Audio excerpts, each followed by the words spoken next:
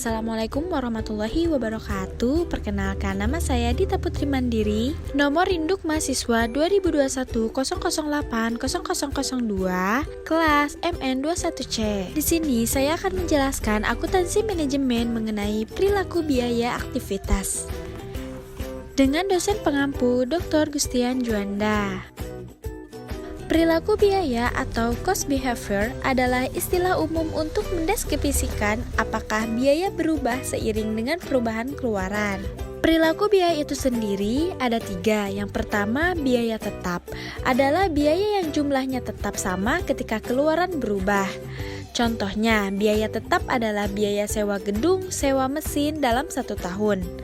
Kedua, biaya variabel adalah biaya yang dalam jumlah keseluruhan bervariasi secara proporsional terhadap perubahan keluaran. Variabel naik ketika keluaran naik dan akan turun ketika keluaran turun. Contohnya biaya listrik dan air. Ketiga, biaya campuran adalah biaya yang memiliki komponen tetap dan variabel. Misalnya, agen penjualan sering dibayar dengan gaji yang ditambah dengan komisi penjualan. Hal-hal yang perlu dipertimbangkan dalam menilai perilaku biaya antara lain batasan waktu dan sumber daya dan ukuran keluaran. Batas waktu adalah rentang waktu berperan penting dalam penentuan perilaku biaya, karena biaya dapat berubah dari tetap menjadi variabel. Hal ini tergantung pada apakah keputusan yang diambil mencakup jangka pendek atau jangka panjang. Selanjutnya, sumber daya dan ukuran keluaran. Sumber daya dapat meliputi bahan baku, energi, atau bahan bakar, tenaga kerja, dan modal. Ukuran keluaran aktivitas merupakan faktor-faktor penyebab yang dapat diamati yang mengukur jumlah sumber daya yang digunakan objek biaya. Selanjutnya, penggerak aktivitas dibagi menjadi 2 kategori umum, yaitu penggerak produksi, di mana menjelaskan perubahan dalam biaya ketika unit yang diproduksi berubah. Contoh, penggerak produksi antara lain jumlah bahan baku langsung, jam kilowatt yang digunakan untuk menjalankan mesin produksi, jumlah jam tenaga kerja langsung.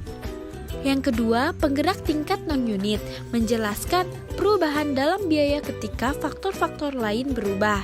Contohnya, penyetelan. Ketika perusahaan menghentikan proses produksi untuk mengatur produksi lain, maka muncul biaya penyetelan. Contoh lain seperti penyusutan pabrik, gaji manajer pabrik, dan biaya menjalankan departemen pembelian. Adapun metode pemisahan biaya tetap dan biaya variabel yaitu: yang pertama, metode titik tertinggi dan terendah. Kedua, metode titik sebaran. Yang terakhir yaitu metode kuadrat terkecil. Metode titik tertinggi dan terendah yaitu suatu metode menghitung biaya tetap dan biaya variabel dengan menggunakan 2 titik yang berbeda, yaitu titik tertinggi dan titik terendah.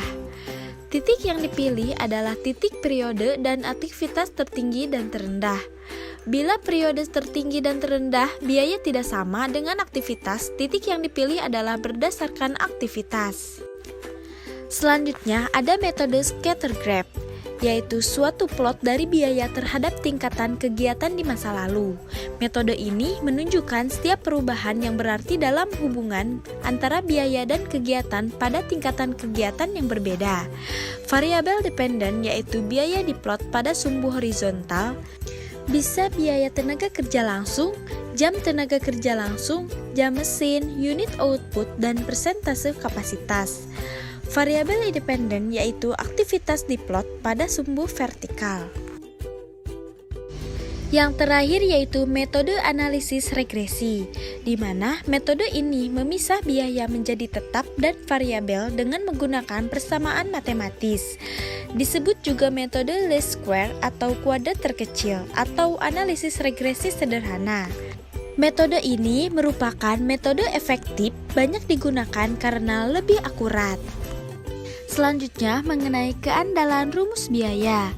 Yang pertama, R kuadrat koefisien determinasi, kedua koefisien korelasi, yang terakhir regresi berganda.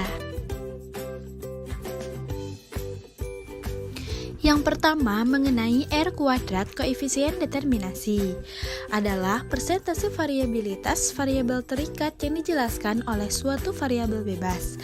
Persentase ini merupakan ukuran goodness of fit. Semakin tinggi persentase variabilitas biaya yang dijelaskan, semakin baik garisnya. Karena koefisien determinasi tersebut merupakan persentase variabilitas yang dijelaskan, nilainya berkisar antara 0 sampai 1. Tidak ada batasan yang jelas untuk koefisien determinasi yang baik dan buruk. Yang pasti, semakin dekat R kuadrat ke 1, semakin baik garisnya. Yang kedua mengenai koefisien korelasi, di mana ukuran alternatif untuk goodness of fit adalah koefisien korelasi, yaitu akar dari koefisien determinasi. Karena akar dapat bernilai negatif, nilai koefisien korelasinya dapat berkisar antara negatif 1 dan plus 1. Jika koefisien korelasinya positif, maka kedua variabelnya bergerak menuju arah yang sama dan terdapat korelasi positif. Korelasi positif sempurna akan menghasilkan nilai 1 untuk koefisien korelasi. Di lain pihak, jika koefisien korelasinya negatif, maka kedua variabel bergerak menuju arah yang dapat diprediksi, tetapi berlawanan arah. Korelasi negatif sempurna akan menghasilkan koefisien korelasi sebesar min 1. Nilai koefisien yang mendekati 0 mengidentifikasi tidak adanya korelasi. Yang terakhir ada regresi berganda, di mana regresi berganda adalah kuadrat terkecil yang digunakan untuk membuat suatu persamaan yang melibatkan dua atau lebih variabel penjelas. Nah, itulah materi mengenai perilaku biaya aktivitas. Semoga dapat bermanfaat. Wassalamualaikum warahmatullahi wabarakatuh.